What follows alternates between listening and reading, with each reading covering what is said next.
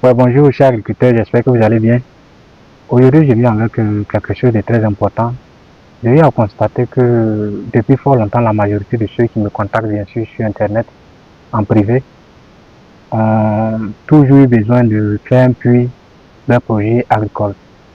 Moi, je réponds toujours en disant que les puits ne sont pas garantissants pour un projet agricole que vous comptez vraiment exploiter sur, par exemple, 1 hectare.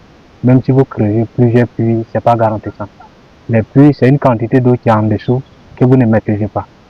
Donc, si vous ne maîtrisez pas, souvent les gens se disent que non, que c'est un puits, ça t'arrive pas. Pourtant, l'eau que vous buvez, l'eau que vous buvez pendant 5 mois dans un puits ne peut servir qu'à un arrosage de 5 minutes. Donc, vous voyez, la différence est très large. Souvent, quand vous faites votre projet que vous comptez sur les puits, vraiment c'est beaucoup risqué parce que nous, quand on vous dit ça, vous allez peut-être penser que on est en train de vous vendre le rêve, mais en réalité, nous-mêmes, on est passé par là. On a eu à élaborer un projet de chou et qu'on a aussi fait des puits. On a dit même qu'un seul puits, le débit d'eau ne sera pas intéressant, donc on va faire 4. Donc on a fait 4 puits sur la superficie de 1 hectare. Et puis quand on a géré au fil du temps, arrivé à un moment donné, après le repiquage, quand on plonge l'aspirateur de la motopompe et qu'on pompe, l'eau finit dans les puits. Donc il faut attendre au moins 1 jour ou bien 2 jours après pour que l'eau puisse revenir. Donc ça fait que en un rien de temps, maximum 3 semaines, tout l'eau est fini. Le temps même d'attendre le lendemain pour que l'eau vienne, là, l'eau ne vient plus. Donc ça fait que ce projet-là a échoué parce que les plantes sont là, il n'y a pas haute eau pour arroser, il n'y a pas l'eau de pluie. Donc si on n'arrive pas à arroser, tout va se gâter.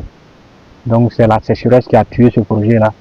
Et ça a anéanti complètement, on a perdu plus de 2,5 millions dans cette production-là. Donc c'est pour dire que si vous voulez faire une production, soit si vous avez les moyens, vous faites un forage. Si vous n'avez pas les moyens et que vous n'avez pas d'eau, vous faites les cultures de céréales telles que les cultures de manioc, les cultures de, comment on dit ça, les cultures à tubercules telles que peut-être manioc, patate douce ou encore peut-être maïs. Ça serait plus intéressant.